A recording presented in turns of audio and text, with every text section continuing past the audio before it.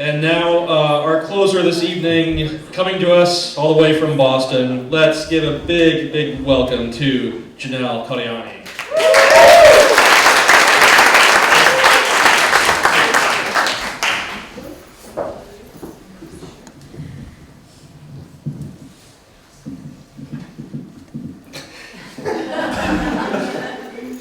Normally, I think it should be a little lower, don't you? I feel like I'm looking over it. No? No. He's just talking. He's like, I'm the mic guy. I don't care what you say. All right, I'll trust you. Usually I hold it, but it's wrapped so nicely that I won't be more annoying. So, what a great night of storytellers. Oh my goodness. Thanks for inviting me. It's really nice to be here. I live in a small neighborhood. It's a tiny warren of intersecting streets where all the neighborhood kids play outside every day. They ride bikes, they make chalk drawings, they cut through backyards, they argue. It's like a vintage childhood. And I'm really glad my kids get this experience. I homeschool my 2 daughters, so I'm with them a lot. I see them when they make friends. Yes, they have friends. I watch them in their interactions, and I help them solve conflicts when they need it. I don't always see this as a benefit to homeschooling, so I'm really grateful for my neighborhood where they can roam free and figure things out on their own. I was particularly pleased when they came home in an uproar, shocked and hurt by one kid's apparent lack of kindness. A new girl had joined the fray.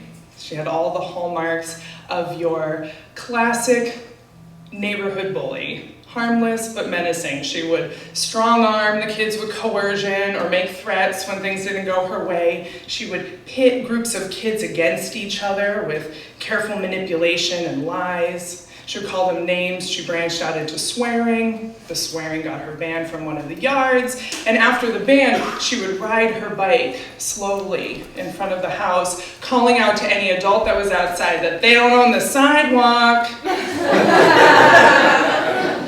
But I welcomed the challenge she was for my kids. It gave me an opportunity to encourage them to use their words, to solve conflicts, to remind them of the first principle of Unitarian Universalism, which is to affirm the inherent worth and dignity of every person.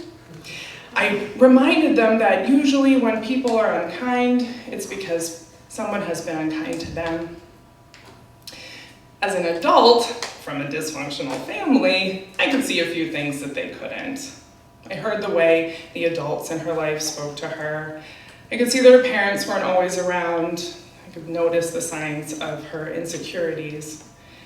And believe me, I'm not judging this kid. I was seeing myself in her.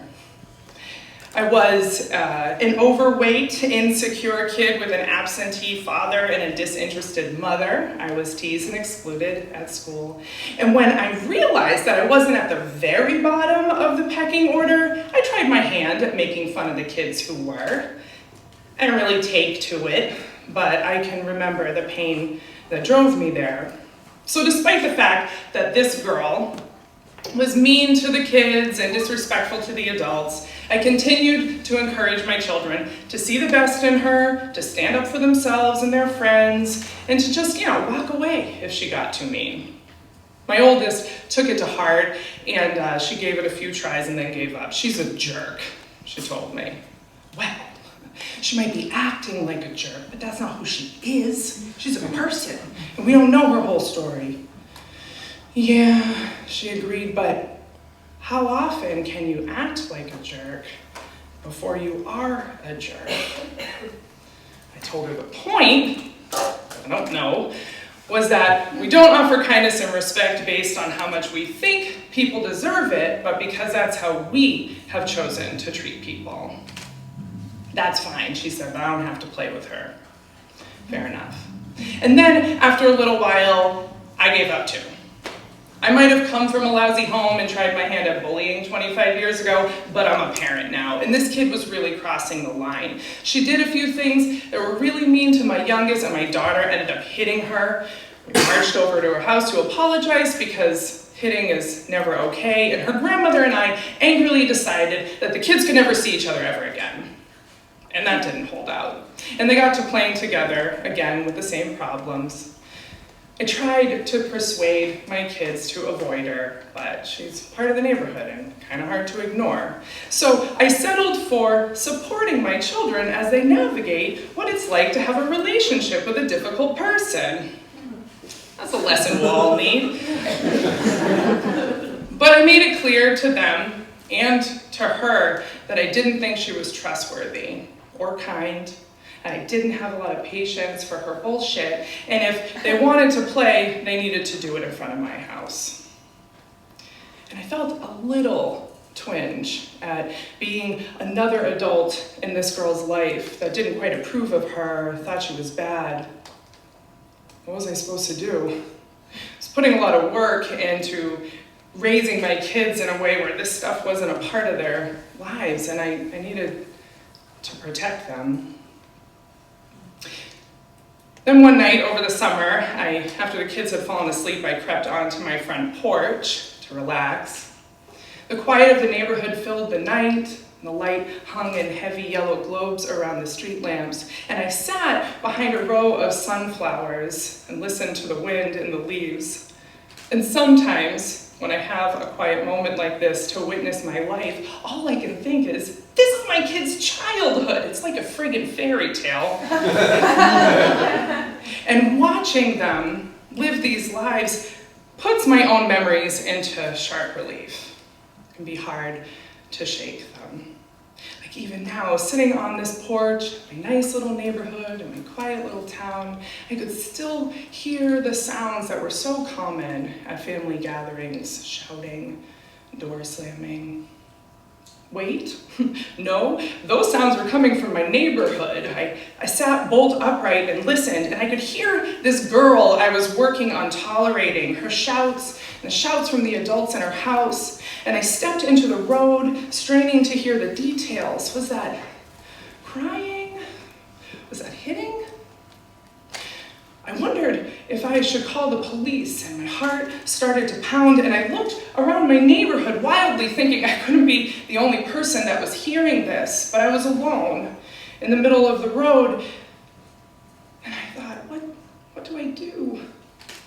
And for a minute, I felt like I hadn't in a long time, like that little girl waiting in the corner for it to blow over, and I was scared.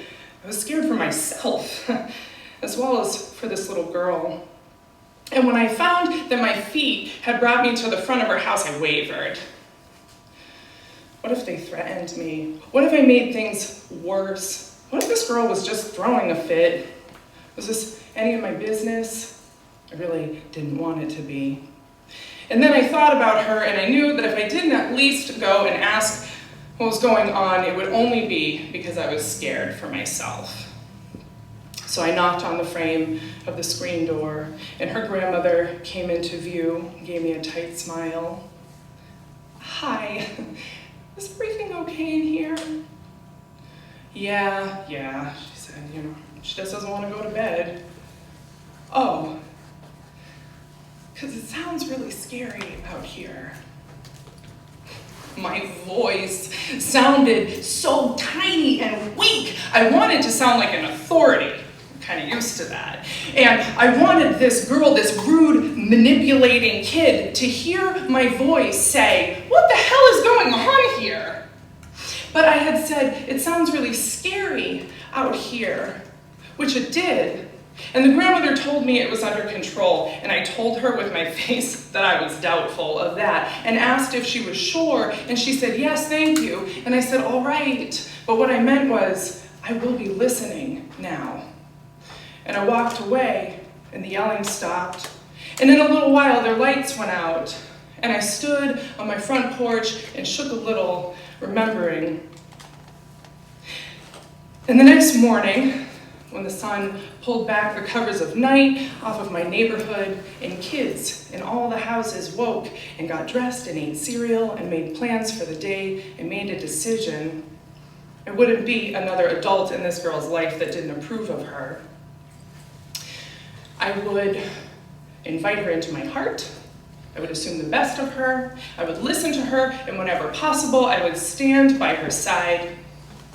Because standing outside the front of her house, I remembered that I told my daughter that I offer kindness because I made a choice to be kind. And I got so worried about her bad influence on my kids that I failed to see that allowing them to watch me turn my back on a challenging child, to see me label her as no good, to withhold kindness I could offer because I don't like her attitude,